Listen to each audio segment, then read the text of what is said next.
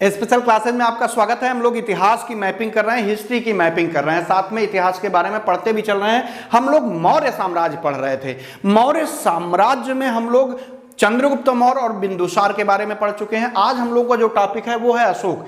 हमने आपको पहले ही बताया था कि मौर्य साम्राज्य में हम लोग 3 वीडियो को पाएंगे। पहले वीडियो में हम लोग चंद्रगुप्त मौर्य और बिंदुसार पढ़ चुके हैं। आज अशोक के बारे में पढ़ेंगे, इनके अभिलेखों के बारे में पढ़ेंगे और उसकी मैपिंग भी करेंगे। इसके बाद तीसरे वीडियो में आपको वहां का प्रशासन, आर्थिक व्यवस्था, राजनीतिक व्यवस्था, सामाजिक स्थिति कैसी थी, उन सब के बारे में हम लोग पढ़ेंगे। ठीक है, तो शुरू करते हैं। आज का जो टॉपिक है अशोक। अशोक का जो शासन काल रहा है 273 ईसा पूर्व से 232 ईसा पूर्व तक रहा है। कब से कब तक? 273 से 232 ईसा पूर्व अशोक का शासन काल रहा है। हालांकि अशोक का जो राज्याभिषेक है, इसके बारे में आगे हम लोग पढ़ेंगे। अशोक का जो राज्याभिषेक है ये हुआ था 269 ईसा पूर्व में। ठीक, अशोक का अगर पूछा जाए राज्याभिषेक कब हुआ था तो 269 ईसा पूर्व में हुआ था, जबकि इनका शासनकाल 273 से 232 ईसा पूर्व रहा है। इसके बारे में भी हम लोग आगे पढ़ेंगे। अब देखिए, अशोक के नामों के बारे में विभिन्न मत हैं। कहीं अलग नाम मिलता है, कहीं कुछ नाम मिलता है। जैसे बात करते हैं, अगर आप देखेंगे पुराणों में, अगर पुराण को आप देखेंगे, पुराणों में अशोक का जो नाम देखने को मिलता है वो मिलता है अशोक वर्धन। अशोक वर्धन नाम मिलता है। कहां पर? पुराणों में अशोक का जो नाम देखने को मिलता है वो अशोक वर्धन मिलता है। ये आपको ध्यान रखना है। ऐसे भाब्रू अभिलेख जब आप देखेंगे, भाब्रू अभिलेख में अगर आप देखेंगे, अशोक का जो नाम देखने को मिलता है वो मिलता है प्रियदर्शी। क्या देखने को मिलता है? प्रियदर्शी। ऐसे ही अगर आप मास्की अभिलेख को देखेंगे, मास्की अभिलेख में अशोक भी कहा गया, लेकिन मास्की अभिलेख में स्पेशली अशोक को बुद्ध शाक्य कहा गया है। किसमें? मास्की अभिलेख में क्या कहा गया है? बुद्ध शाक्य कहा गया है। ठीक, मास्की अभिलेख में क्या कहा गया है? बुद्ध शाक्य। पुराणों में क्या कहा गया? अशोक वर्धन कहा गया। भाब्रू अभिलेख में क्या कहा गया है? प्रियदर्शी कहा गया है। ठीक, मास्की अभिलेख अगर आप देखेंगे तो उसमें बुद्ध शाक्य कहा गया है। जो अशोक नाम है, अशोक नाम सीधे सीधे कहां मिलता है तो ये आप जान लीजिए, एक मास्की अभिलेख है, नेतूर अभिलेख है, उदयगोलन अभिलेख है। उदयगोलन या उदयगोलन, तो आप इससे कंफ्यूज मत होइएगा कि उदयगोलन या उदयगोलन। ठीक है, अगला है गुर्जरा। ये जो 4 अभिलेख हैं, गुर्जरा, उदयगोलन, नेतूर और मास्की, यहां पर जो आपको नाम देखने को मिलता है वो अशोक का नाम मिलता है, अशोक ही मिलता है। ठीक, अशोक का नाम अशोक देखने को मिलता है। तो प्रश्न आता है अशोक का नाम किन किन अभिलेखों में अशोक देखने को मिलता है, तो आपको बताना है कि मास्की जो कि कर्नाटक में है। देखिए यहां पे ये चीज ध्यान रखिएगा, मास्की हो गया, नेतूर हो गया, उदयगोलन हो गया, ये तीनों कर्नाटक में है। अभी मैपिंग हम लोग करेंगे। जो गुर्जरा है ये एमपी में है। ठीक, तो मास्की हो गया, या मस्की भी बोलते हैं, मास्की या मस्की, तो कंफ्यूज मत होइएगा। नेतूर, उदयगोलन, गुर्जरा में जो अशोक का नाम मिलता है वो अशोक मिलता है। पुराणों में क्या नाम मिल रहा है? वो अशोक वर्धन मिल रहा है, जबकि भाब्रू अभिलेख में प्रियदर्शी मिल रहा है। मास्की में क्या मिल रहा है? बुद्ध शाक्य भी मिल रहा है और अशोक भी मिल रहा है। ये कंफ्यूज मत होइएगा, मास्की में बुद्ध शाक्य भी मिलता है और अशोक नाम भी देखने को मिलता है। ठीक, हमने देखा क्या, अशोक का जो शासन काल है, बिंदुसार का लड़का था ये। ठीक, तो अशोक जो है 273 से 232 ईसा पूर्व तक शासन किया। 269 में इसका जो है राज्याभिषेक हुआ है। पुराणों में इसको अशोक वर्धन कहा गया है, भाब्रू में प्रियदर्शी कहा गया है, मास्की में बुद्ध शाक्य कहा गया, अशोक का नाम भी मिलता है मास्की में। नेतूर, उदयगोलन, गुर्जरा, मास्की, इन चारों अभिलेखों में अशोक का नाम अशोक देखने को मिलता है। ठीक, अशोक के नाम के बारे में जो चीजें हैं वो क्लियर हो गई। इतना चीज आपको लिख लेना है और याद कर लेना है। ठीक है, अब अशोक की जो माता पिता का नाम तो बिंदुसार था, ये तो आप जानते हैं। अशोक की माता का नाम भी थोड़ा सा देख लेते हैं। इनकी माता का नाम क्या देखने को मिलता है? अगर आप दिव्यवादान देखेंगे, दिव्यवादान में इनकी माता का नाम केवल ब्राह्मण कन्या लिखा हुआ है। क्या लिखा है? ब्राह्मण कन्या। अशोक की माता का नाम दिव्यावादान में ब्राह्मण कन्या देखने को मिलता है। अब ये हो सकता है नाम ना रहा हो, जाति सूचक शब्द हो, लेकिन जो देखने को मिलता है ब्राह्मण कन्या देखने को मिलता है। जबकि अशोक वादान माला में अगर आप देखेंगे, अशोक वादान माला जो ग्रंथ है, अशोक वादान माला है ये, ठीक है, लिख लीजिएगा, अशोक वादान माला। इसमें जो अशोक की माता का नाम देखने को मिलता है वो मिलता है सुभद्रांगी। आप ऊपर भी चंद्रबिंद मतलब बिंदी भी रख के सुभद्रांगी लिख सकते हैं या सुभद्रांगी ऐसे लिख सकते हैं, कोई दिक्कत नहीं। किसमें? अशोक वादन माला में देखने को सुभद्रांगी मिलता है, अशोक की माता का नाम। जब आप महाबोधि वंश देखते हैं, कौन सा? महाबोधि वंश, ये सब ग्रंथ हैं। महाबोधि वंश जब आप देखते हैं, इसमें जो अशोक की माता का नाम देखने को मिलता है वो मिलता है धम्मा। क्या नाम देखने को मिलता है? धम्मा। ठीक, तो क्लियर हो गई बात। अब अशोक की माता का नाम, ये वाला पॉइंट पूरा है, ठीक। ये अशोक की माता का नाम, जैसे दिव्यवादान में ब्राह्मण कन्या देखने को मिलता है, अशोक वादान माला में सुभद्रांगी मिलता है, महाबोधि वंश में धम्मा नाम देखने को मिलता है। किसका? अशोक की माता का नाम। जबकि अशोक का नाम पुराणों में अशोक वर्धन, भाब्रू अभिलेख में प्रियदर्शी, मास्की में बुद्धशाक, मास्की में ही अशोक नाम भी मिलता है, नेतूर, उदयगोलन, गुर्जरा में अशोक नाम ही देखने को मिलता है। ठीक है, अगर पत्नी की बात करें कि अशोक की पत्नी कौन रही होंगी, तो जो अशोक की पत्नियों का नाम देखने को मिलता है वो सबसे पहला पत्नी का नाम देखने को मिलता है तिष्यरक्षिता। तिष्यरक्षिता क्या नाम देखने को मिलता है? सबसे पहला अशोक की पत्नियों में पहला नाम देखने को मिलता है कि इसकी पत्नी का नाम जो मिला है वो तिष्यरक्षिता मिला है। कहीं कहीं एक और शब्द मिलता है देवी, इनकी पत्नी का नाम देवी, केवल देवी, ठीक, देवी देखने को मिलता है। और कहीं कहीं इनकी पत्नी का नाम पद्मावती देखने को मिलता है। पद्मावती भी अशोक की पत्नी का नाम कुछ ग्रंथों में लिखा हुआ है। ऐसे कारुवाकी या चारुवाकी जो भी रहा हो शब्द, कारुवाकी शब्द ज्यादा प्रचलित है, कारुवाकी शब्द भी इनकी पत्नी के रूप में देखने को मिलता है। तो तिष्यरक्षिता, देवी, पद्मावती, कारुवाकी, ये सब नाम इनके पत्नियों के देखने को मिलते हैं। पहला नाम तिष्यरक्षिता, फिर मिला देवी, पद्मावती, कारुवाकी, ये सब जो नाम आपको देखने को मिल रहे हैं ये अशोक की पत्नियों के नाम देखने को मिलते हैं। माता का नाम मैंने पहले बता दिया, दिव्यवादान में ब्राह्मण कन्या, अशोक वादान माला में सुभद्रांगी, महाबोधि वंश में धम्मा। जबकि अशोक का नाम आपने देख ही लिया, ये सब ये चार दिख रहे हैं, मस्की, नेतुर, उदयगोलन, गुर्जरा अभिलेख, इसमें अशोक नाम ही मिलता है। जो इनकी पुत्रियों का नाम मिलता है देखने को, अगर अशोक की पुत्री का नाम भी कभी कभी पूछा जाता है तो कंफ्यूज मत होइएगा, लिखना है संघमित्रा। कहां आगे इसका वर्णन भी आएगा, संघमित्रा देखने को मिलता है। और कहीं कहीं चारुमती पत्नी ना होकर पुत्री भी देखने को मिलती है। ठीक, चारुमती कहीं कहीं पत्नी के रूप में ना होकर पुत्री के रूप में देखने को मिलती है। ठीक है, तो इससे कंफ्यूज मत होइएगा। हालांकि संघमित्रा इसकी पुत्री थी, ये आपको जरूर याद रखना है। ठीक है, पत्नियों के नाम में तिष्यरक्षिता, देवी, पद्मावती और कारुवाकी पत्नियां देखने को मिलती हैं। ठीक, ये बात क्लियर हो गई। मैंने आपको बताया था कि 273 ईसा पूर्व के आसपास अशोक गद्दी पर बैठा था। 273 ईसा पूर्व में गद्दी पर बैठा, उसके 4 साल बाद 269 ईसा पूर्व में इसने क्या किया? अपना राज्याभिषेक कराया। ठीक, तो इसने राज्याभिषेक कब कराया? इसके 4 वर्ष बाद। ये भी पॉइंट आपको ध्यान रखना है। आगे बताते हैं आपको, ये मिटाना पड़ेगा, ये आप लिख लीजिएगा ताकि याद हो जाए। ये सब पॉइंट याद करने वाले हैं, ये सब पूछे जाते हैं, इसमें कोई भी ऐसा पॉइंट नहीं है जो आपको छोड़ना है, ये आपको ध्यान रखना है। एकदम नोट्स है, ये आप समझ लीजिए। ठीक, कोई भी पॉइंट आपको इसमें छोड़ना नहीं है। ठीक,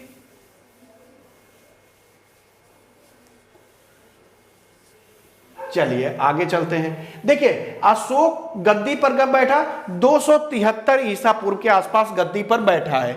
उसके लगभग 4 वर्ष बाद, कब? 4 वर्ष बाद इसका राज्याभिषेक हुआ है 269 यानी 269 ईसा पूर्व के आसपास। ठीक है, जो जब इसका राज्याभिषेक हुआ है उसके 10वें वर्ष, राज्याभिषेक के 10वें वर्ष ये संबोध की यात्रा पर गया है।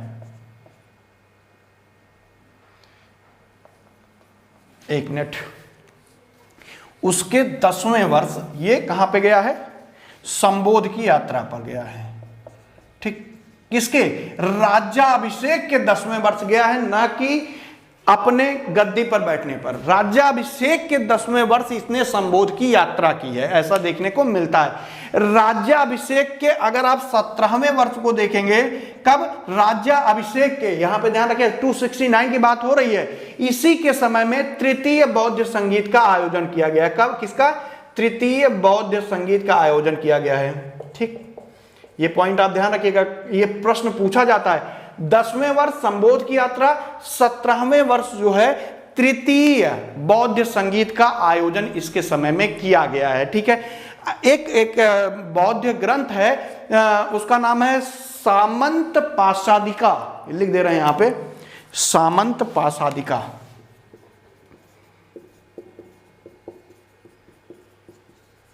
ठीक, बौद्ध ग्रंथ का क्या नाम है, सामंत पाशादिका।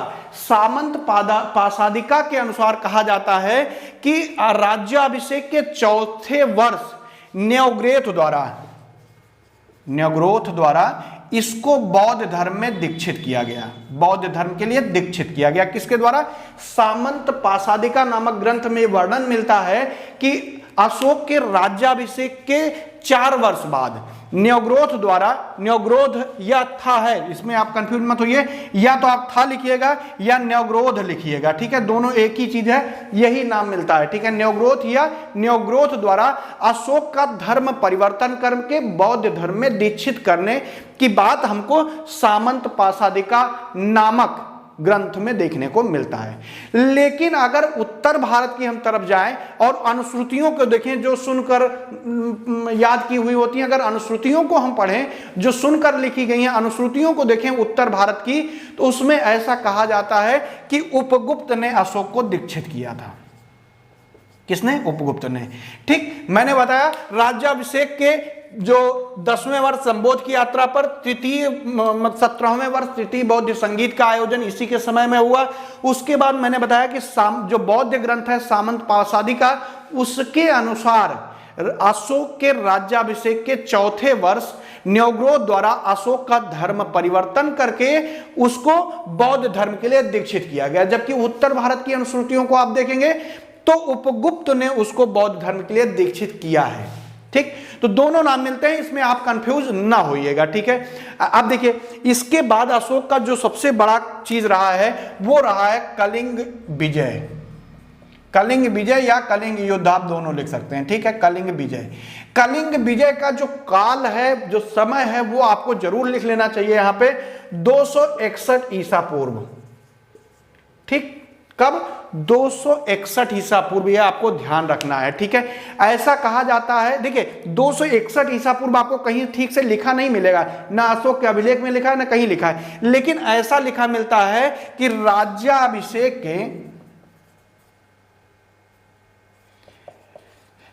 के 8 वर्ष बाद, 8 वर्ष बाद, ध्यान रखना है आप, 8 वर्ष बाद का मतलब होता है 9वें वर्ष। ठीक, तो आपको ऑप्शन में 9वां वर्ष मिलेगा, वही लगाना है। 8 वर्ष बाद यानी 9वें वर्ष अशोक ने क्या की, कलिंग विजय की। ठीक, अशोक के अभिलेख में यही वर्णन मिलता है कि राज्याभिषेक के 8 वर्ष बाद यानी 9वें वर्ष, 8 वर्ष बाद का मतलब 9वें वर्ष। ठीक, क्या किया है, कलिंग विजय करी है अशोक ने। ठीक है, इसका जो कलिंग विजय का उल्लेख देखने को मिलता है ये 13वें अभिलेख में मिलता है देखने को। ठीक है, किसमें, 13वें शिलालेख में इसका पूरा चर्चा उसके बारे में देखने को मिलती है। अन्य विजय अगर आप देखेंगे, मेन विजय यही रही है, कलिंग विजय। कब किया है, 261 ईसा पूर्व, राज्याभिषेक के 8 वर्ष बाद किया है। 13वें अभिलेख में, ये शिलालेख में ये चीज आपको कलिंग विजय के बारे में जानकारी मिलती है, आगे हम लोग देखेंगे। अन्य विजय में आप देखेंगे तो नेपाल विजय अशोक ने करी, खस विजय। कलिंग विजय के बाद उसने कोई विजय नहीं करी, उसने मारपीट करना छोड़ दिया, युद्ध करना छोड़ दिया था। उसके पहले इसने नेपाल विजय करी है, खस विजय करी है, उसके बाद वो श्रीनगर की विजय करी है, ये सब देखने को मिलता है।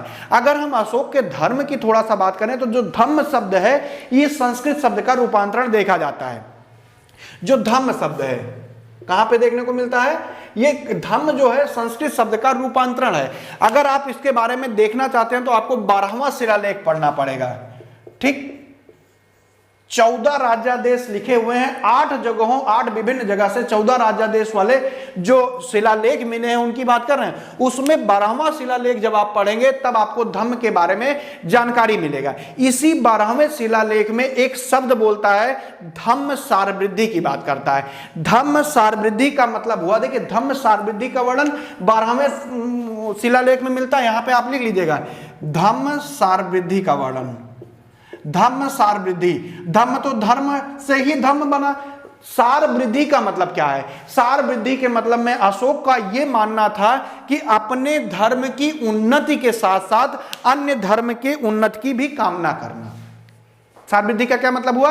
अपने धर्म की वृद्धि के साथ साथ अन्य धर्म के उन्नति की भी कामना करना, यह बात कहता है। जब अशोक के धर्म की बात यहां पे चली है तो थोड़ा सा और आप आगे ले चलते हैं थोड़ा सा। ठीक है, अशोक ने कुछ अपने जो है धर्म प्रचार करने के लिए लोगों को भेजा था। जैसे आप देखेंगे अपने पुत्र महेंद्र और जो उसकी पुत्री थी महेंद्र और उसकी जो पुत्री थी संघमित्रा, इन दोनों को उसने श्रीलंका धर्म प्रचार के लिए भेजा था। कहां पे भेजा था? श्रीलंका।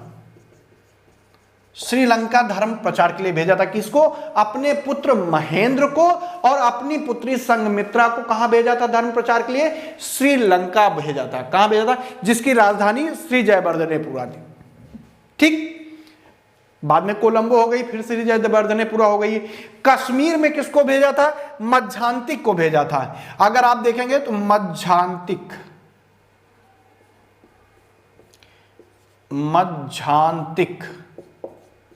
ठीक, मध्यांतिक को कश्मीर भेजा था अपने धर्म के प्रचार के लिए। धर्म के प्रचार यानी धम्म का वर्णन कहां मिलता है? मैंने बताया 12वां शिलालेख पढ़ना पड़ेगा। उसमें लिखा हुआ है धम्म सारवृद्धि शब्द आता है। सारवृद्धि का मतलब अपने धर्म की वृद्धि के साथ अन्य धर्म की वृद्धि की भी कामना करना। ठीक है, महाराष्ट्र में आप देखेंगे तो महारक्षित को भेजा था धर्म प्रचार के लिए।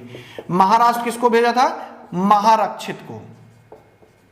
ठीक, महारक्षित को। तो महेंद्र और संघमित्रा को कहां भेज दिया था? श्रीलंका धर्म प्रचार के लिए। मध्यांतिक को कश्मीर भेजा था, महारक्षित को महाराष्ट्र धर्म प्रचार के लिए भेजा था। ये चीजें हो गई, आपने पढ़ लिया धर्म प्रचार कैसे किया। अब देखिए अगर आप बात करते हैं, थोड़ा सा पहले ये मिटा देते हैं फिर आगे चलते हैं अगले पॉइंट पे। ठीक है, क्योंकि अशोक के बारे में बहुत सारे प्रश्न यही सबसे बनते हैं, अलग से कहीं से प्रश्न नहीं आता। आप पढ़ लीजिएगा, लगभग सारी चीजें कवर हो जाएंगी आपकी। ठीक है, इस वीडियो से सभी चीजें जो बता रहे हैं वहीं से सीधे सीधे प्रश्न आता है। अभी तक जितना आपने पढ़ा है, 1-2 प्रश्न 3 प्रश्न ऐसे हो गए होंगे जो आ चुके होंगे कई बार, और लगभग सभी पॉइंट जितने पढ़ाए हैं उन सभी से लगभग प्रश्न आ चुका है, इसमें कोई दो राय नहीं है। ठीक है, जो 8वां अभिलेख है अशोक का, जो 8वां अभिलेख के बारे में हम लोग देखेंगे, जो अशोक का 8वां अभिलेख है उसमें बताया गया है कि अशोक ने 10वें वर्ष अपने राज्याभिषेक के 10वें वर्ष संबोध की यात्रा की है, संबोध की यात्रा। ठीक है, ऐसे अगर आप रुम्मिनदेही अभिलेख देखेंगे, अभी हम उसके बारे में दिखाएंगे, उसमें कहा गया रुम्मिनदेही अभिलेख में, यहां पे लिख दे रहे हैं हम, कौन सा? रुम्मिनदेही अभिलेख। रुम्मिनदेही अभिलेख में कहा गया, देखिए ये महत्वपूर्ण पॉइंट है इसलिए हम लिख रहे हैं यहाँ पे, 8वां अभिलेख में 10वें वर्ष संबोध की यात्रा की है, जबकि रुम्मिनदेही जो अभिलेख है अभी इसके बारे में हम लोग देखेंगे, इसमें कहा गया है कि अशोक अपने राज्याभिषेक के 20वें वर्ष लुम्बिनी की यात्रा पर गया था। ठीक, ये महत्वपूर्ण पॉइंट है, इंपॉर्टेंट है, लिख लीजिएगा। ठीक, अपने 20वें वर्ष जो है कहां गया था? लुम्बिनी की यात्रा पर गया था। जबकि आप निगलीवा जो अभिलेख है वो देखेंगे, निगलीवा अभिलेख, निगलीवा जो अभिलेख है इसमें कहा गया है कि अशोक जो है अपने राज्याभिषेक के 14वें वर्ष नेपाल की यात्रा पर गया है। और यहां पे आप देख सकते हैं 8वां अभिलेख है, 8वें अभिलेख में कहा गया है कि 10वें वर्ष कहां गया है? संबोध की यात्रा पर गया था। ठीक, तो ये संबोध की यात्रा पर 10वें वर्ष, 20वें वर्ष लुम्बिनी की यात्रा पर, 14वें वर्ष नेपाल की यात्रा पर निगलीवा अभिलेख में देखने को मिलता है। इसके बारे में हम लोग देखने गए। ठीक, जब अशोक ने अपना धर्म परिवर्तित कर लिया तो सारी चीजें जो हैं, जो उसके यहाँ हत्याएं होती थी, मारपीट होती थी, सभी चीजें रोक दिया।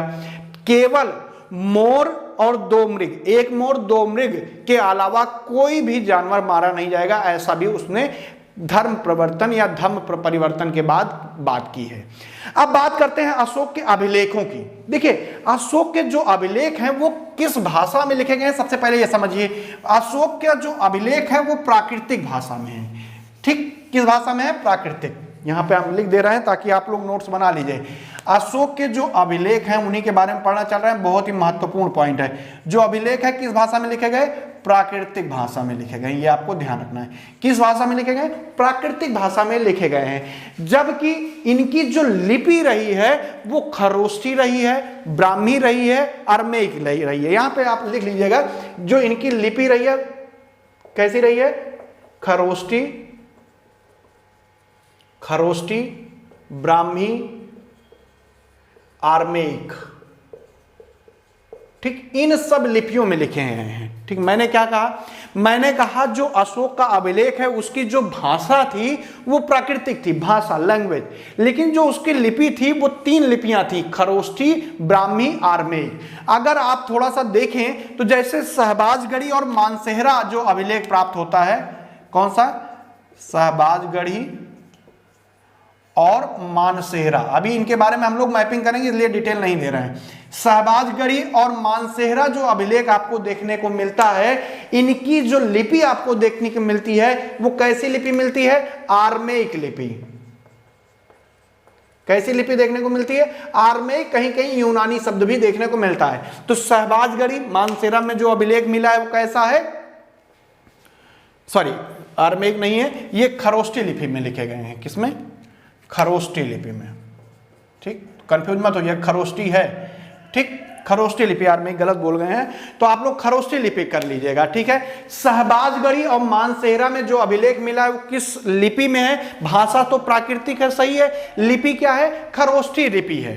कैसी लिपि है? खरोष्ठी। इसको फिर से अंडरलाइन कर देना है क्योंकि एक बार गलत बोल गए हैं, तो आप लोग कंफ्यूज मत होइएगा, बहुत सही है और इंपॉर्टेंट है। ठीक है, शहबाजगढ़ी और मानसेहरा जो अभिलेख मिले किस भाषा में है? प्राकृतिक भाषा में। लिपि कैसी है इनकी? खरोष्ठी लिपि है, आपको याद रखना है। तक्षशिला से एक अभिलेख प्राप्त हुआ है। कहां से? तक्षशिला से। तक्षशिला पाकिस्तान में है। यहां से जो अभिलेख प्राप्त हुआ है वो आर्मेइक लिपि में है। किस लिपि में है वो? आर्मेइक लिपि। किस लिपि में है? आर्मेइक लिपि या यूनानी लिपि में आप कह सकते हैं, ये है। स्पेशली ये आर्मेइक लिपि में है। तक्षशिला से जो अभिलेख अशोक का प्राप्त होता है, अभी आपको दिखाएंगे कहां पे प्राप्त होता है। तो तक्षशिला का जो अभिलेख है कैसा है? आर्मेइक लिपि में है। एक अभिलेख प्राप्त हुआ है सरेकुना से। सरेकुना जो अभिलेख है ये भी आर्मेइक लिपि में लिखा गया है। किसमें? आर्मेइक लिपि में देखने को मिलता है कि आर्मेइक लिपि में तक्षशिला वाला और सरेकुना जो मिल रहा है ये भी किसमें है? आर्मेइक लिपि में है। ठीक है, ऐसे लघमान से जो प्राप्त हुआ है, लघमान से जो शिलालेख मिले हैं उनकी भी लिपि कैसी है? आर्मेइक लिपि है। ठीक, तो आर्मेइक लिपि अगर आप देखेंगे तो सरेकुना हो गया, लघमान हो गया और तक्षशिला हो गया। ये सब किस भाषा में है? आर्मेइक भाषा में। शहबाजगढ़ी और मानसेहरा किस भाषा में है? खरोष्ठी लिपि में है। भाषा इनकी क्या है? प्राकृतिक है। ठीक है, 14 विभिन्न लेखों के यानी राज्यादेशों का 8 भिन्न भिन्न स्थान से क्या मिला है हमको? शिलालेख प्राप्त हुआ है। थोड़ा सा उनको देखते हैं कहां से कौन सा शिलालेख मिला है।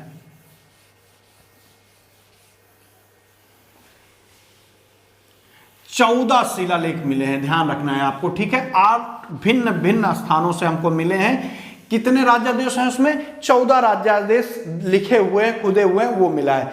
यानी 14 विभिन्न लेखों का 14 लेख लिखे गए हैं, राज्यादेश लिखे गए हैं। कितने स्थानों से मिले हैं? 8 स्थानों से हमको देखने को मिलते हैं। अब देखिए ये भारत का मैप है।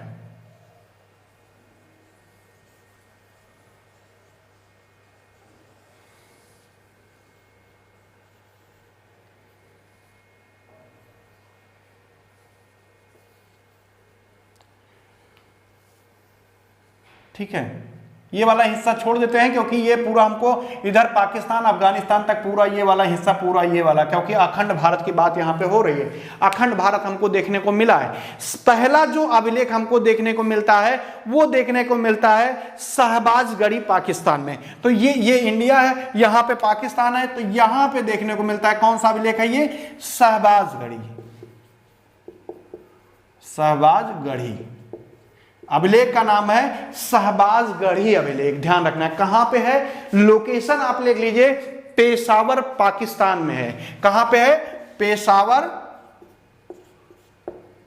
पेशावर पाकिस्तान, ठीक, कहां पे है, पेशावर पाकिस्तान में शहबाजगढ़ी अभिलेख है। ठीक है, ये जो शहबाजगढ़ी है ना, इसको ह्वेनसांग पोलूसा कहता है। ह्वेनसांग किस नाम से इसको जानता है, अगर ह्वेनसांग की बात करें तो पोलूसा नाम से ह्वेनसांग कहता है इसको। ह्वेनसांग किस नाम से इसका वर्णन किया है, पोलूसा नाम से वर्णन किया, पोलूसा नाम से वर्णन किया है। जबकि एरियन जो है, अगर आप एरियन को देखेंगे तो एरियन ने इसका जो वर्णन किया है, एरियन ने बजरिया नाम से या बजरिया नाम से किया है। ठीक, किस नाम से वर्णन किया है, बजरिया नाम से। एरियन इतिहासकार हैं, ह्वेनसांग यहां पे आया इतिहासकार रहा। ठीक है, पोलूसा नाम से वर्णन करता है शहबाजगढ़ी। कहां पे है, पाकिस्तान, पेशावर में। तक्षशिला के व्यापारिक मार्ग पर यह स्थित था। तक्षशिला आप जानते हैं पाकिस्तान में था, उसके व्यापारिक मार्ग पर यह स्थित था। ठीक है, कंफ्यूज मत होइएगा। तो शहबाजगढ़ी कहां पे है, पेशावर पाकिस्तान में। ऐसे आप देखेंगे एक है मानसेहरा। मानसेहरा जो है पाकिस्तान में, मानसेहरा भी है, ये ध्यान रखना है। पाकिस्तान में अगर कहां जानना है तो हजारा पाकिस्तान में है, सॉरी हजारा, हाँ शायद हजारा जगह है पाकिस्तान में है, तो यहां पे है। बहरहाल आपको यहां पे बनाना है पाकिस्तान में, इसके ठीक नीचे आपको बना लेना है। इसका नाम क्या है, मानसेहरा। कहां पे है, पाकिस्तान में। मानसेहरा अभिलेख मिला है अशोक का, कहां पे, पाकिस्तान में मिला है, ध्यान रखना है। ठीक है, इसी में उसने जीवित प्राणियों की हत्या और बलि का निषेध किया है, मानसेहरा में स्पेशली। ठीक है, जीवित प्राणियों की हत्या और किसका निषेध, बलि का निषेध किया है। ठीक है, उसके बाद एक अभिलेख हमको देखने को मिलता है, कहां से, कालसी अभिलेख। कालसी जो अभिलेख है देहरादून में, उत्तराखंड के पास है। यहां पे ये देखिए कालसी अभिलेख, यहां पे हम बना के लिख दे रहे हैं, कौन सा, कालसी अभिलेख। कालसी अभिलेख कहां पे है, देहरादून, उत्तराखंड, यूके लिख दे रहा है। ठीक, तो यूके आप लोग यूनाइटेड किंगडम मत पढ़िएगा, उत्तराखंड ही पढ़ना है आपको। ठीक है, तो कालसी जो अभिलेख मिला है यमुना नदी और टोंस नदी के संगम पर देखने को आपको मिलेगा। कहां पे, यमुना और टोंस नदी के संगम पर देखने को मिलेगा। ये वो अभिलेख है जिस पर हाथी की आकृति बनी हुई है और दोनों पैरों के बीच में लिखा हुआ है गजतमे। ठीक, पहला मैंने देखा, हम लोगों ने देखा शहबाजगढ़ी पेशावर पाकिस्तान में है, ह्वेनसांग इसको पोलूसा कहता है, एरियन इसको बजारिया कहता है। दूसरा हम लोगों ने देखा मानसेहरा पाकिस्तान में। 8 जगह पे मिलेंगे, 8 जगहों पे हम लोगों को करना है। अगला हम लोगों ने देखा कालसी है, देहरादून में है। किन किन नदी, यमुना और टोंस नदी के बीच में स्थित है। इसी में हाथी की आकृति मिलती है जिसके बीच में ब्राह्मी लिपि में लिखा गया है गजतमे, ब्राह्मी लिपि में लिखा गया है गजतमे।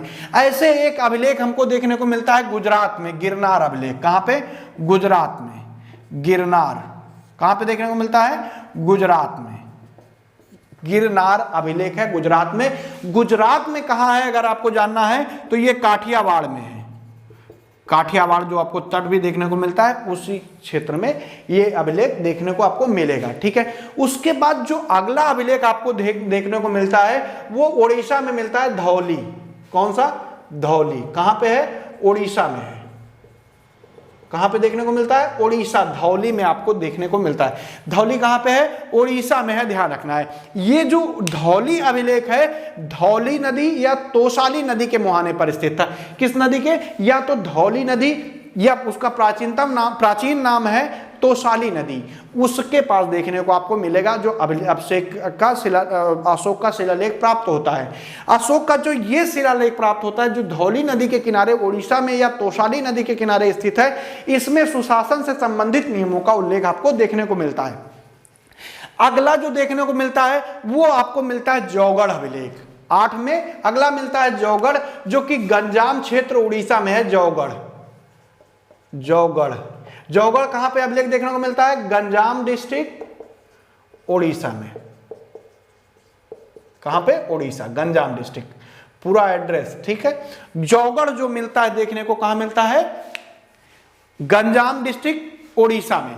अच्छा, ये जो अभिलेख देखने को मिला है, मैंने बताया कि सभी पे, ठीक, जैसे मैंने बताया कि इन सब पे 14 राज्यादेश लिखे होंगे, लेकिन जो जौगढ़ अभिलेख मिलता है इस पे 11 नंबर, 12 नंबर और 13 नंबर के जो अभिलेख हैं, जो राज्यादेश हैं, वो देखने को नहीं मिलते हैं।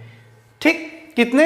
11 नंबर, 12 नंबर और 13 नंबर का लेख इन पे नहीं लिखा हुआ है। ठीक है, ये लेख देखने को नहीं मिलते गंजाम में। ये प्रश्न पूछा जाता है। जौगढ़ इसीलिए प्रसिद्ध है कि यहाँ पे 11 नंबर, 12 नंबर और 13 नंबर। देखिए, जैसे मान लीजिए कोई एक रहा होगा, कोई मान लीजिए, ये मान लीजिए कहाँ का है? मानसेहरा का है, तो इसमें number 1 point, 2 number point, 3 number point, ऐसे करके 14 पॉइंट तक ऐसे लिखे होंगे राज्यादेश। ठीक है, ऐसे लिखे होंगे, सभी पे लिखे हैं। लेकिन जो जौगढ़ है वहां 11 नंबर का लेख, 12 नंबर का लेख, 13 नंबर का लेख, यानी यहां पे अभिलेख लिख उठा है, कोई दिक्कत नहीं, आप लेख कर लीजिए केवल इसको। तो 11 नंबर का राज्यादेश या लेख, 12 नंबर का राज्यादेश या लेख, 13 नंबर का राज्यादेश कहां पे देखने को नहीं मिलता है? जौगढ़ में देखने को नहीं मिलता है। जौगढ़ जो कि गंजाम उड़ीसा में, यहां 11, 12, 13 नंबर नहीं है।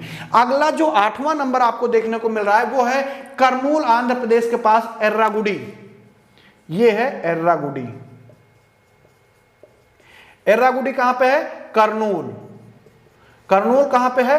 आंध्र प्रदेश में है। ठीक है, कर्नूल यानी एर्रागुडी। ठीक, कर्नूल, एर्रागुडी। एक और देखने को मिलता है सोपारा, महाराष्ट्र में। कहां पे? सोपारा।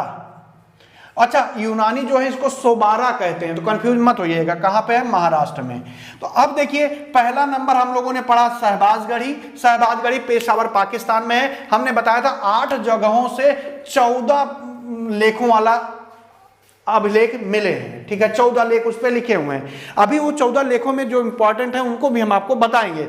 नहीं, अगर बहुत ज्यादा आपकी पढ़ने की इच्छा है तो आरसी शर्मा उठा के बहुत डिटेल में दिया है, पढ़ डालिए। ठीक है, लेकिन जो आता है उसको हम आपको बता देंगे। 14 लेख लिखे हैं। पेशावर पाकिस्तान में है। हुएनसांग इसको पोलूसा कहता है, एरियन इसको बंजारिया कहता है। दूसरा हम लोगों ने देखा कौन सा? मानसेहरा, पाकिस्तान का। तीसरा हम लोगों ने देखा कौन सा? गिरनार, गुजरात में, काठियावाड़ तट के पास है। चौथे नंबर का हम लोगों ने देखा सोपारा। सोपारा महाराष्ट्र में, यूनानी इसको सोबारा नाम से जानते हैं। उसके बाद 5वां हम लोगों ने देखा एर्रागुडी। एर्रागुडी कर्नूल, आंध्र प्रदेश में। उसके बाद 6वां हम लोगों ने देखा कौन सा? जौगढ़। कहां पे? गंजाम, ओडिशा में। उसके बाद 7वें नंबर का भी हम लोगों ने ओडिशा, धौली में देखा। फिर 8वें नंबर का हम लोगों ने देखा कालसी, देहरादून में है। कहां पे? कालसी में है। कालसी जो है कहां पे है? देहरादून में। देहरादून में मैंने बताया यमुना और टूंस नदी के किनारे स्थित है। इसी में ब्राह्मी लिपि में लिखा गया है क्या? गजतमे। इसी में हाथी की आकृति बनी है, उसके पैरों के पास ब्राह्मी लिपि में लिखा है गजतमे। ये पॉइंट ध्यान रखिएगा। तो ये 8 अभिलेख आपने देख लिया। मैंने बताया अशोक के 14 लेखों का जो अभिलेख मिला है वो 8 विभिन्न जगहों से मिला है। 14 लेख वाले अभिलेख हैं ये, सब पे 14 पॉइंट्स लिखे हुए हैं। उसमें गंजाम ऐसा है जिसमें 11, 12, 13 नहीं लिखा है। तो कितने हो गए? 8 पढ़ लिए। शहबाजगढ़ी, मानसेहरा, गिरनार, सोपारा और ये आप देख रहे हैं एर्रागुडी, जौगढ़, इधर धौली, कालसी। अगर आप मैप बना के लिख लेंगे ना तो कभी आपको दिक्कत नहीं होगी, याद हो जाएगा। जैसे ही आप मैप बनाएंगे बिल्कुल आपको याद हो जाएगा। कई चीज कंफ्यूजन आपका खत्म हो जाएगा। ये बिल्कुल आप सोच समझ लीजिए। अगर आप बनाते हैं तो डेफिनेटली बना लेना चाहिए, मुझे लगता है। अब बात करते हैं जो 14 शिलालेख है उनमें लिखा क्या है। जैसे जो प्रथम शिलालेख है, देखिए थोड़ा हम जानेंगे, बहुत ज्यादा इस पे पॉइंट नहीं, इसको मिटाना पड़ेगा हमको। आप लोग इसको बना जरूर लीजिए। अगर आप एक बार बना लेते हैं तो मैं गारंटी लेता हूं कि अगर आप दोबारा कभी भी एक बार देख लेंगे तो ये जल्दी भूलेगा नहीं। केवल आपको कोई चीज 3 बार 4 बार देखनी होती है। अगर आपने मैपिंग कर ली है तो उसको उठा के 1-2 दिन बाद फिर से देख लीजिए, वही मैप उठा के देख लीजिए, बाकी कुछ मत देखिए। सारी चीजें याद हो जाएंगी, जो आपने याद करी है वो चीजें आपको याद हो जाएंगी। मैप से बहुत आसानी से याद होता है, ये आप बिल्कुल निश्चिंत होकर करिए काम। अगर किसी चीज को मैप से करेंगे, मैं बार बार कहता हूं शॉर्टकट बनाने से अच्छा आप मैप बना लीजिए, ज्यादा अच्छा आपके लिए रहेगा। ठीक है, जैसे प्रथम शिलालेख आप देखेंगे, जो मैंने बताया ना कि ऐसे करके नंबर 1 से लेकर 14 नंबर तक लिखा होगा, उसमें जो प्रथम लेख लिखा गया है, यानी पहला जो शिलालेख है उसमें क्या लिखा गया है? पशु बलि और समाज के निषेध का उल्लेख आपको देखने को मिलेगा।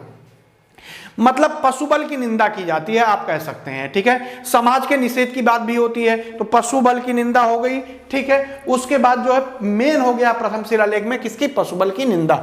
दूसरे में अगर आप देखेंगे जो द्वितीय शिलालेख है उसमें कल्याणकारी राज्यों का वर्णन किया गया, कल्याणकारी कार्यों का वर्णन आप कर लीजिए, कल्याणकारी कार्यों का वर्णन की बात की गई, किसमें, द्वितीय। कल्याणकारी कार्य का मतलब क्या हो गया, ये भी समझ लीजिए। कल्याणकारी कार्य का मतलब हो गया जैसे चिकित्सालय का निर्माण, सड़क का निर्माण, रहने के लिए जो बसेरा बनता है उनका निर्माण। तो द्वितीय जो लेख लिखा गया है उसमें क्या लिखा गया है, कल्याणकारी कार्यों के बारे में, चिकित्सालय के निर्माण के बारे में, सड़क निर्माण और भी जो भी सुविधाएं हैं, प्याऊ लगवा देना या रहने के लिए बसेरा बनवा देना या कुछ, ठीक। ऐसे ही जो तृतीय अभिलेख है उसमें बताया गया है कि ब्राह्मणों और श्रमणों के प्रति उदारता की भावना रखना, ब्राह्मणों और श्रमणों के प्रति कैसी भावना रखना, उदारता की। मैंने कहा पहले में क्या किया गया है, पशुबल की निंदा की गई है, ठीक है, बलि को रोका गया है। दूसरे में कल्याणकारी कार्य का वर्णन है, तीसरे में ब्राह्मणों और श्रमणों के प्रति जो है किसकी बात की गई, उदारता की बात की गई है।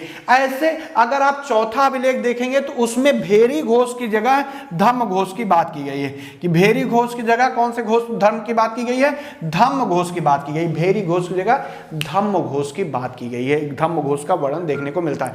ऐसे जब आप पांचवा देखते हो, पांचवा में महापात्र और जो धम्म, देखिए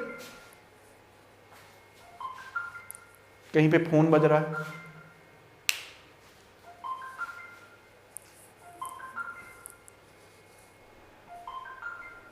चलिए देखते हैं बाद में फोन कौन सा बज रहा है। तो पांचवें में क्या है, पांचवें में अगर आप देखेंगे तो भेरी घोष की जगह धम्म घोष की बात का वर्णन मिलता है। एक मिनट रुकिएगा जरा देख लें।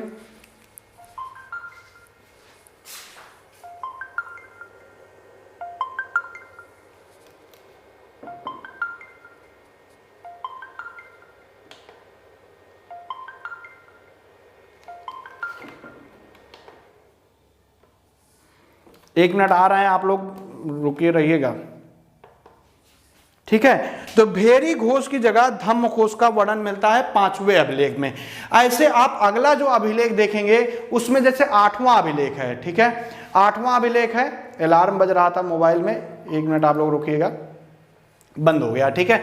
आठवां अभिलेख सारे नहीं पढ़ना है आपको। आठवें में क्या मिलता है, धम्म, अशोक की धम्म यात्रा का वर्णन आपको देखने को मिलेगा आठवें अभिलेख में, अशोक की धम्म यात्रा। 13वां अभिलेख आप देखेंगे धर्म विजय का वर्णन मिलता है। ऐसे ही 14 अभिलेख लिखे हुए हैं, हालांकि सब आपको नहीं पढ़ना है, ये आपको ध्यान रखना है, ठीक है। तो पहले में क्या मिल गया, पशु बल की निंदा। जो पहला लेख है उसमें क्या मिलता है आपको, पशु बल की निंदा आपको देखने को मिलती है। कि जो लेख लिखा गया उसमें पशु बल की निंदा की गई, किसकी, पशु बल की निंदा। दूसरा अभिलेख में कल्याणकारी कार्यों का वर्णन किया गया है, कल्याणकारी कार्य के बारे में, जैसे चिकित्सालय, सड़क निर्माण वगैरह के बारे में। तीसरे में ब्राह्मण और श्रमणों के प्रति उदारता की बात की गई है। चौथा आप देखेंगे तो भेरी घोष की जगह धम्म घोष की बात की जाती है। पांचवा आप देखेंगे तो जो धम्म महाधिकारी थे या धम्म महापात्र या धम्म अधिकारी जो होते थे उनके बारे में वर्णन है। आठवें में धम्म यात्रा का वर्णन आपको देखने को मिलेगा। 13वें अभिलेख में धर्म विजय का महत्व समझाया गया है। इस तरह से कुछ शिलालेख लिखे गए हैं, ठीक है। उसके बाद बात करते हैं लघु शिलालेखों की। लघु शिलालेखों को देखने के लिए फिर से हमको क्या करना पड़ेगा, मैप बनाना पड़ेगा। कुछ गड़बड़ हो गया ज्यादा तो मिटाना पड़ता है, ठीक है। बहरहाल आप समझ जाइएगा, ये भारत बन रहा है और ठीक है, ये नेपाल भी बना देते हैं इसी में, ठीक। ये स्थिति है भारत की, ठीक है। बना है जैसा भी बना है, ठीक है ना। आप लोग अच्छा बनाइएगा। पहला जो लघु शिलालेख देखने को मिलता है, लघु, ठीक है, बृहत शिलालेख, लघु शिलालेख, दो भागों में बांटा गया है। फिर स्तंभ लेख भी इनके हैं। जो पहला देखने को मिलता है वो गुर्जरा है, दतिया का, मध्य प्रदेश का। कहां पे है, गुर्जरा। कहां पे है, गुर्जरा, दतिया डिस्ट्रिक्ट में है, एमपी में है। तो एमपी हम लिख दे रहे हैं, दतिया आप मन करे याद कर लीजिए। कहां पे है, गुर्जरा, दतिया में लघु शिलालेख देखने को मिलता है। मैंने बताया था गुर्जरा कहां पे है, एमपी में है। यहां से अशोक का नाम देखने को मिलता है, ये भी चीज हमने बताया था ना। अशोक, मास्की, नेतुर, उदयगोलन से अशोक का नाम मिलता है, तो यहां से अशोक का नाम देखने को मिलता है। उसके बाद अगला जो मध्य प्रदेश में ही मिलता है उसका नाम है रूपनाथ। ये जबलपुर में है, कैमूर पहाड़ियों में स्थित है। कहां पे? कैमूर पहाड़ियों में, यहां पे। ठीक, क्या नाम है? रूपनाथ। कहां पे है? ये भी एमपी में है, जबलपुर में है, कैमूर पहाड़ियों में स्थित है। ये आपको ध्यान रखना है, पूछा जाता है। कैमूर पहाड़ियों में है रूपनाथ। ये लघु शिलालेख हैं। लघु शिलालेखों की जो संख्या है वो 13 है। ठीक है, ये आपको ध्यान रखना है। अगला जो शिलालेख हमको देखने को मिलता है वो कर्नाटक में हम देखते हैं। पहला जो शिलालेख देखने को मिलता है ब्रह्मगिरी मिलता है। ये लघु शिलालेख है, कहां पे है? कर्नाटक में है। ठीक, कर्नाटक में। तो ब्रह्मगिरी देखने को मिलता है कहां पे है? कर्नाटक में। ब्रह्मगिरी के बाद आप देखेंगे तो जटिंग्रामेश्वर, जटिंग्रामेश्वर भी एक मिलता है। जटिंग्रामेश्वर, ठीक, जैसा लिखा है वैसे आप लिखेंगे। ये भी कर्नाटक में एक लघु शिलालेख मिला है। यहां पे मिटा दे रहे हैं, अभी आगे हम लोग लिख देंगे। तो ब्रह्मगिरी हो गया, जटिंग्रामेश्वर हो गया। उसके बाद कर्नाटक में एक और लघु शिलालेख मिला है जिसका नाम है सिद्धपुर। क्या नाम है? सिद्धपुर। यह भी कर्नाटक में है। स्पेशली जगह नहीं बताएंगे, नहीं तो आप भूल जाएंगे, दिक्कत हो जाएगी। ठीक है, ऐसे एक और मिला है, मैं बता रहा हूं, नेतुर। कर्नाटक में ही सारा आपको बनाना है। कौन सा है? नेतुर। यहां से भी अशोक का नाम मिला है, ये हमने आपको बताया, अशोक का नाम यहां से मिला है। ऐसे मस्की भी यहीं पे मिलता है, कर्नाटक में ही। कौन सा? मस्की। मस्की में भी अशोक का नाम देखने को मिलता है, बताया है कि नहीं? उसके बाद मैंने बताया एक और उदयगोलन भी, उदयगोलन, जो कि कहां पे है? कर्नाटक में है। यहां से भी अशोक का नाम मिलता है। यहां से बहुत सारे शिलालेख मिले हैं। ऐसे गुलबर्गा शिलालेख भी यहीं से मिला है। कौन सा? गुलबर्गा शिलालेख। ठीक, तो गुलबर्गा शिलालेख हो गया। उसके बाद देखिए एक और है कोई, सुवर्णगिरी, शायद सुवर्णगिरी, हाँ, सुवर्णगिरी जो है रायचूर डिस्ट्रिक्ट में। हाँ ठीक है, अगला सुवर्णगिरी भी यहीं पे मिला है, रायचूर डिस्ट्रिक्ट में है ये। ठीक, तो ये सब जितने आपको देखने को मिल रहे हैं ये सब कहां पे हैं? कर्नाटक में। लघु शिलालेख हैं अशोक के। कैसे हैं? लघु शिलालेख हैं। ठीक, आपको ध्यान रखना है, ये सभी लघु शिलालेख हैं जो कर्नाटक में मिले हैं। उसमें पहला नाम आपको देखने को मिल रहा है कौन सा? उदयगोलन, मस्की, नेतुर, जहां से मैंने पहले भी बताया है कि यहां से तीनों जगह से अशोक के नाम का वर्णन देखने को मिलता है। ठीक है, अशोक नाम मिल जाता है। जटिंग्रामेश्वर, ब्रह्मगिरी, सिद्धपुर, गुलबर्गा, सुवर्णगिरी, मतलब यानी 3 3 6 2 8 जो है वो कर्नाटक में मिलते हैं। 2 एमपी में हमने देख लिए, 10 हो गए। ठीक, अगला जो हमको अभिलेख देखना है वो राजस्थान जयपुर के पास हमको देखने को मिलेगा। उसको भाब्रू अभिलेख या बैराट अभिलेख के नाम से जानते हैं। भाब्रू या बैराट अभिलेख दोनों एक ही है, कंफ्यूज मत होइएगा। ये जयपुर के पास है। जयपुर के पास कहां पे स्थित है? राजस्थान में। ठीक है, भाब्रू या बैराट अभिलेख है, ये आपको ध्यान रखना है। क्या नाम है? भाब्रू अभिलेख या बैराट अभिलेख। कहां पे है? जयपुर के पास, राजस्थान में है। यही वो अभिलेख है जिसमें अशोक ने अपने आप को मगधाधिराज कहा है। यहां पे क्या कहा है इस अभिलेख में? मगधाधिराज। अपने आप को मगधाधिराज कहता है अशोक इस अभिलेख में, ध्यान रखना है। उसके बाद एक अभिलेख हमको यूपी में देखने को मिलता है, वो है अहरौरा। कौन सा? अहरौरा।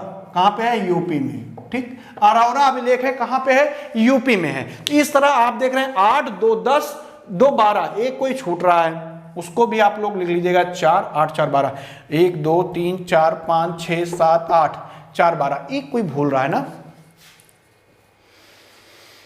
हाँ, भाब्रू, बैराट, सुवर्णगिरी हम लोगों ने देख लिया। उसके बाद कौन सा भूल रहा है? रूपनाथ भी देख लिया, ब्रह्मगिरी देख लिया, सिद्धपुर हो गया। चलिए बहरहाल एक और लिख लीजिएगा, 13 हैं कुल। ठीक है, 13 हैं हम लोगों ने जिसमें देख लिया है। मैं फिर से बता देता हूं, कर्नाटक में उदयगोलन देख लिया, मस्की देख लिया, नेतुर देख लिया, जटिंगामेश्वर देख लिया, ब्रह्मगिरी, सिद्धपुर, गुलबर्गा, सुवर्णगिरी।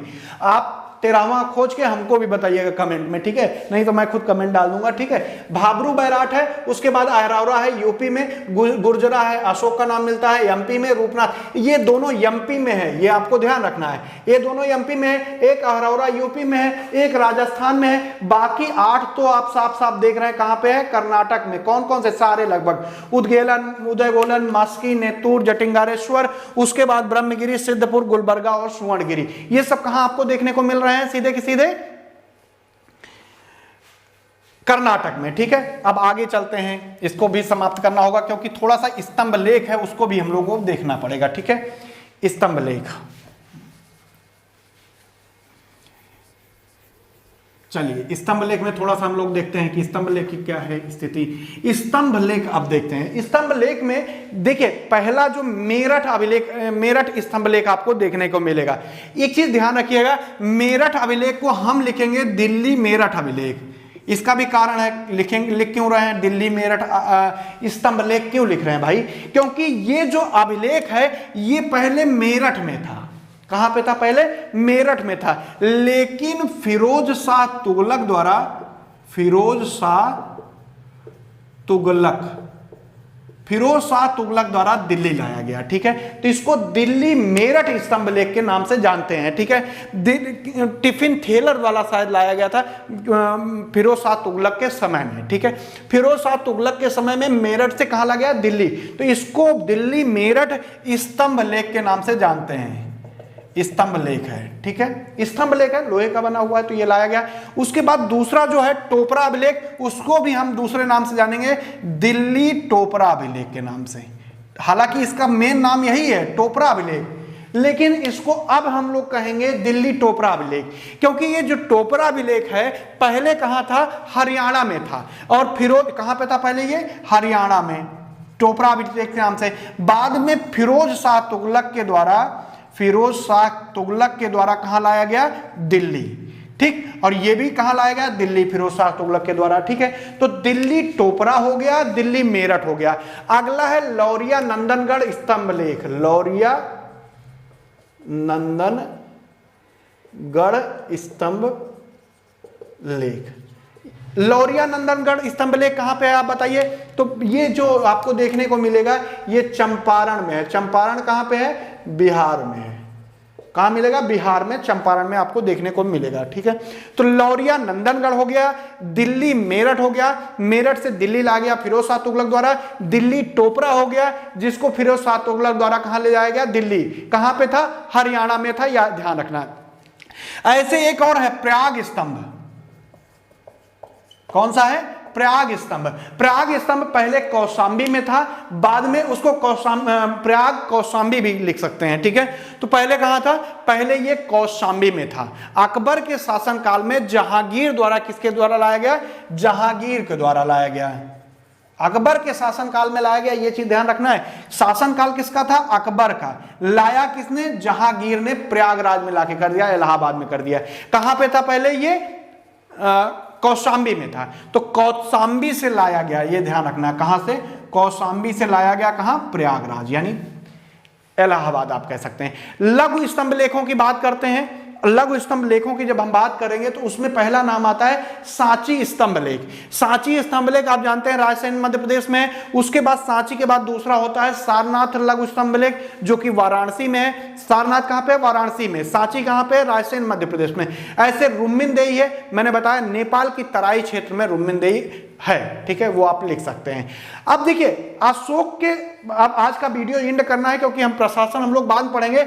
अशोक के बाद, अशोक का जब शासनकाल समाप्त होता है, ठीक है, उसके बाद की अगर हम बात करें तो उसके 5 पुत्र थे। 5 पुत्र थे, जिसमें तोवर था, कुणाल था, महेंद्र था, कुस्तान था और आलोक था। आलोक या सॉरी आलोक नहीं, जालोक था। ठीक है, 5 पुत्र हुए। इसका मुख्य उत्तराधिकारी जो अशोक का माना गया वो कुणाल को माना गया। ठीक, 5 पुत्रों में कुणाल को अशोक का उत्तराधिकारी माना गया। और माना जाता है कि मौर्य साम्राज्य का जो अंतिम महत्वपूर्ण शासक था वो था बृहदत्त। पतन क्यों हुआ होगा इनका? पतन जैसे हरिप्रसाद शास्त्री बताते हैं कि ब्राह्मणों की प्रतिक्रिया के कारण, कौन बताता है? हरिप्रसाद शास्त्री, खुद ही ब्राह्मण है तो वही बता देंगे कि ब्राह्मणों की प्रतिक्रिया द्वारा जो है ये समाप्त हो गया होगा। कौन सा? मौर्य साम्राज्य। दूसरा जो मानता है हेमचंद्र राय चौधरी, जो हैं बड़े इतिहासकार हैं, वो क्या मानते हैं? वो मानते हैं कि अशोक जो शांति और अहिंसा की नीति अपना लिया था, इसके कारण जो है मौर्य साम्राज्य का पतन हो गया।